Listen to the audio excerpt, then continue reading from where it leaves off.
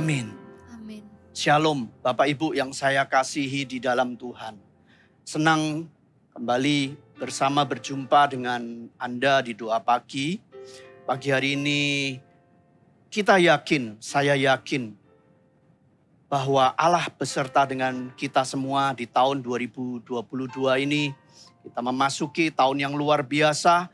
Kalau bagi dunia setiap tahun adalah masa kesulitan, dipresentasikan ataupun diprediksi menjadi ekonomi yang sulit, masa-masa susah. Tapi kita punya Tuhan yang hebat ketika kita ada di dalam Tuhan. Yang dikatakan di dalam Alkitab adalah semakin mendekati akhir zaman, memang ada banyak pencobaan. Di mana-mana akan ada banyak kesusahan dan kesulitan. Tapi saya mau katakan Tuhan membuat perbedaan bagi orang yang mendekat kepada Dia. Terutama kita, anak-anak Tuhan dan gerejanya. Nah, di dalam tahun yang luar biasa ini kita masuk. Tahun 2002, tahun mimpi, tahun visi. Di mana ada penglihatan, ada pernyataan-pernyataan Tuhan.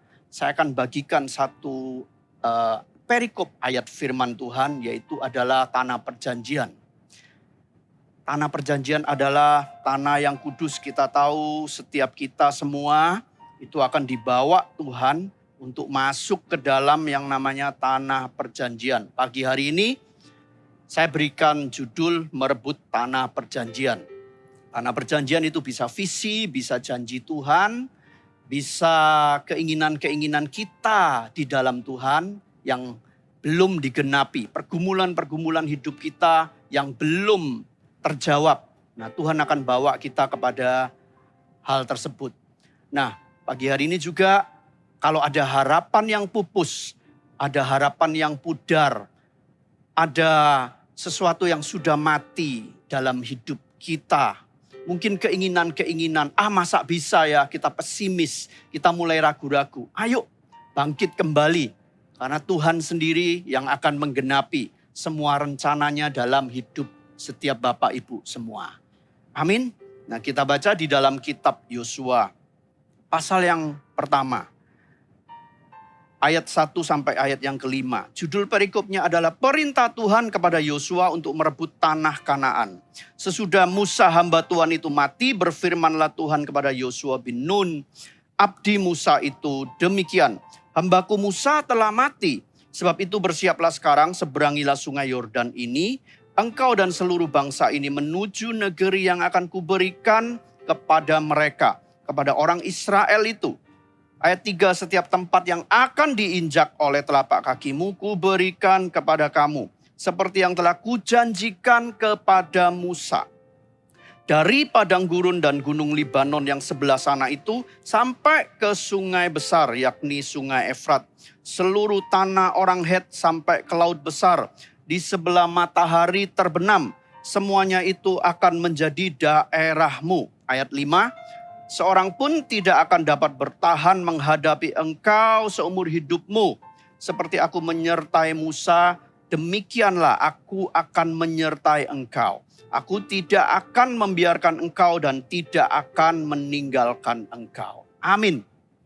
Nah, perikop ayat firman Tuhan ini sangat luar biasa, katakan amin ya. Judul perikopnya adalah perintah Tuhan kepada Yosua untuk merebut tanah Kanaan. Ada kata perintah Tuhan kepada Yosua untuk merebut tanah Kanaan. Siapa Yosua? Yosua itu adalah saudara dan saya. Dikatakan sesudah Musa hamba Tuhan itu mati, berfirmanlah Tuhan kepada Yosua bin Nun abdi Musa itu. Mungkin selama ini ada mimpi, ada pergumulan yang belum terjawab. Dan rasanya itu sudah mati, sudah pupus harapan. Sepertinya tidak ada jalan keluar. Saya mau katakan di saat seperti ini, Tuhan akan kembali menghidupkan mimpi dan pergumulan yang Anda hadapi. Karena itu jangan pesimis, jangan putus asa. Dikatakan ada perintah Tuhan kepada kita semua. Kitalah Yosua itu. Yang namanya janji Tuhan, yang namanya tanah perjanjian, tanah Kanaan bagi orang Israel, itu bukanlah sesuatu yang gampang. Bukanlah sesuatu yang kita bisa diam saja kemudian itu datang sendiri. Enggak. Perintah Tuhan datang itu untuk merebut. Ingat ada kata-kata merebut. Jadi bukan hanya tinggal diam, kemudian tidak bergerak, tidak lakukan apa-apa. Berserah itu beda dengan pasrah. Berserah itu benar-benar bergantung penuh kepada Tuhan. Karena kemenangan kita ditentukan oleh kekuatan Tuhan, bukan kekuatan manusia. Tetapi pasrah itu orang yang tidak punya pengharapan. Yang mereka putus asa, itu adalah orang yang kadang-kadang pasrah. Mereka pasif. Nah kita dikatakan harus merebut. Karena mendapatkan janji Tuhan itu ternyata adalah perintah. Nah pagi hari ini ada perintah Tuhan bagi kita semua anak-anak Tuhan. Perintah untuk merebut janji Tuhan. Perintah untuk masuk ke dalam rencananya yang luar biasa. Perintah Allah itu adalah perintah yang kudus. Perintah yang ilahi. Itu adalah tujuan Bapa untuk memberkati setiap kita anak-anaknya. Bukan hanya tujuan untuk sukses, kekayaan, makmur, berhasil. Salah, konotasinya jangan ke uang dulu. Tapi ada banyak hal. Bukankah di dalam dunia ini kita hidup, kita harus melampaui, melewati banyak perkara-perkara yang sulit. Saya mau katakan, kalau kita mau menang, raihlah dengan cara Tuhan. Ini perintah Tuhan, bukan dengan cara kita sendiri. Ternyata di dunia ini, setelah kita jadi orang Kristen, itu ada banyak orang Kristen, anak-anak Tuhan, mereka tidak bisa hidup di dalam perintah Tuhan ini. Mereka hidup semau gue, seenaknya sendiri. Asal pokoknya doa saya dijawab saja ya Tuhan. Mencari Tuhan hanya karena berkat. Sehingga mereka banyak jatuh ke dalam berbagai-bagai lubang. Mereka ditipu iblis, mereka sampai hancur akibat dari dosa, perbuatan kesalahan mereka. Dan akhirnya jauh dari hadirat Allah. Nah ayat 1 dikatakan hambaku Musa telah mati. Itu dikatakan memang ada masa-masa kita seperti menanti lama. Israel sendiri harus menanti 40 tahun di padang gurun. Di situ ada proses pembentukan. Mungkin selama ini kita menanti masa yang lama. Kita nggak tahu kenapa. Tapi saya yakin ada maksud Tuhan. Mungkin Tuhan mau kita ini dibentuk. Mau kita harus keluar dari Mesir. Mau keluar dari pola lama. Pikiran-pikiran yang keliru. Sampai bangsa Israel itu satu generasi habis, disitulah baru Tuhan berbicara kepada Yosua. Nah biarkan pagi hari ini kita diteguhkan lagi bahwa yang pertama, ayat yang kedua, hambaku Musa telah mati. Sebab itu bersiaplah sekarang. Hai Bapak Ibu, bersiaplah sekarang. Seberangi sungai Yordan ini engkau dan seluruh bangsa ini menuju negeri yang akan kuberikan kepada mereka. Kepada orang Israel itu. Amin. Nah, ketika kita itu ada di dalam zona nyaman, zona aman. Kadang-kadang itu bukan kebenaran di dalam Tuhan. Kadang-kadang itu kita malas. Ada banyak hal kita malas mencari hal-hal yang rohani. Kita hanya maunya jawaban doa dan jawaban instan. Allah itu adalah roh. Kita ini makhluk roh yang diciptakan serupa dan segambar dengan Tuhan. Karena itu kita harus cari Dia. Dikatakan kita harus bersiap-siap. Seberangi sungai Yordan. Menyeberang itu artinya berarti kita tinggalkan hidup yang lama. Cara hidup yang lama, kebiasaan yang buruk. Kebiasaan yang seringkali itu kita tidak sadari, kita habiskan hidup kita itu untuk hal yang sia-sia. Sehingga kita itu nggak bisa berjalan di dalam ketentuan dan rencana Tuhan. Dan tanah perjanjian itu seolah-olah jauh dari hidup kita. Tadi saya katakan, tanah perjanjian itu adalah tempat yang kudus. Visi dan mimpi yang dari Allah itu adalah kudus. Jangan cemari, jangan kotori dengan hal-hal yang berdosa. Supaya iblis itu tidak bisa mengambil keuntungan. Lagi-lagi iblis akan gunakan kesempatan tipu dayanya untuk melemahkan kita. Sehingga kita jatuh ke dalam banyak pencobaan yang akhirnya menghalangi berkat tersebut. Menyeberanglah ke sisi Tuhan. Menyeberanglah. ke sisi kebenaran itu. Jangan tetap berdiri pada posisi yang salah dan keliru. Pindah kepada kebenaran. Kebiasaan lama dan kebiasaan dosa yang buruk itu ayo kita tinggalkan. Supaya janji Tuhan, mimpi, visi itu boleh digenapi. Jangan sering kita takut dan curiga kepada Tuhan. Nanti diambil. Kita nggak bisa nikmati lagi dunia ini. Kita nggak bisa nikmati lagi hidup keluarga kita. Enggak. Kita bisa menikmati dunia tanpa kita jatuh ke dalam dosa kok. Saya lanjutkan. Tadi yang pertama adalah keberanian untuk kita itu meninggalkan hal-hal yang lama. Yang kedua, ayat yang ketiga kita baca. Setiap tempat yang akan diinjak oleh telapak kakimu, kuberikan kepada kamu seperti yang telah kujanjikan kepada Musa. Nah, di sini dikatakan ada kuasa bagi anak-anak Tuhan. Kalau Tuhan sudah memberi perintah, bukan berarti dia tinggal diam. Pasti ada perlengkapan.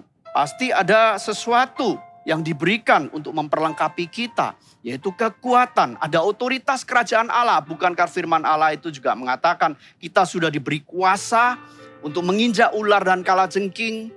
Kita diberi kuasa, apa yang kita ikat di bumi akan terikat di sorga. Apa yang kita lepaskan di bumi ini akan kita terlepas dari sorga.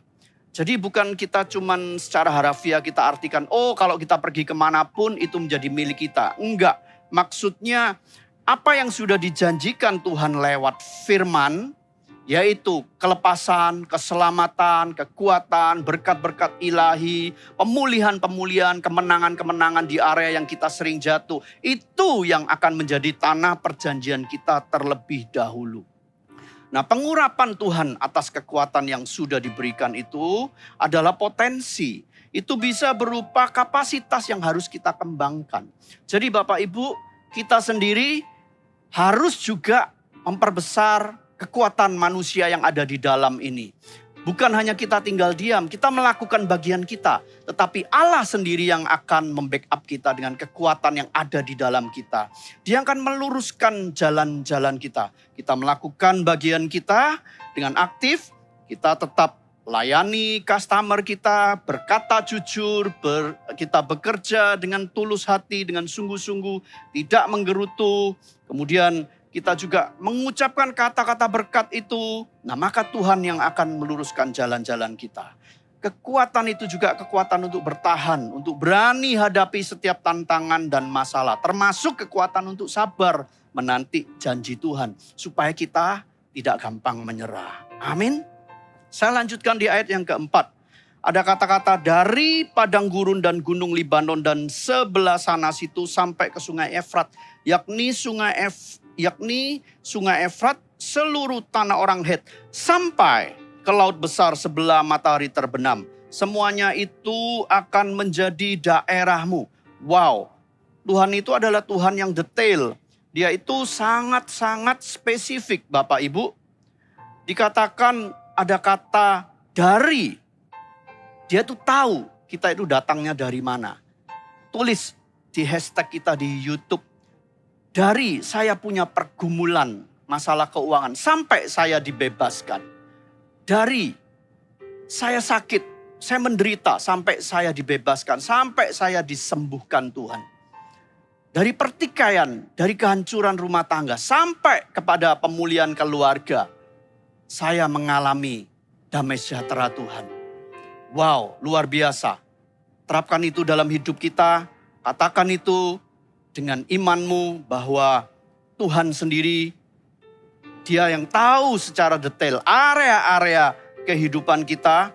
Karena itu jangan sering kita merengek, kemudian kita meragukan Dia, menyalahkan Tuhan atau apapun juga. Nah, kemudian yang terakhir, selain yang kedua Tuhan memberikan kekuatan. Yang terakhir saya lanjutkan di ayat yang kelima. Seorang pun tidak akan dapat bertahan menghadapi engkau seumur hidupmu. Seperti aku menyertaimu, demikianlah aku akan menyertai engkau. Aku tidak akan membiarkan engkau dan tidak akan meninggalkan engkau. Yang ketiga adalah penyertaan Tuhan itu sempurna dalam hidup kita semua. Jadi bukan hanya Tuhan memberikan kekuatan, membekali dia dengan otoritas dan kapasitas untuk menggapai janji Tuhan, dia juga akan menyertai kita menghadapi setiap halangan dan tantangan. Kita seringkali merasa bahwa, oh mana Tuhan? Tuhan ada enggak di hidupku? Tuhan engkau di mana ya Tuhan? Kok masalahku enggak selesai-selesai? Kok pergumulanku enggak selesai-selesai? Habis ini masih ada lagi.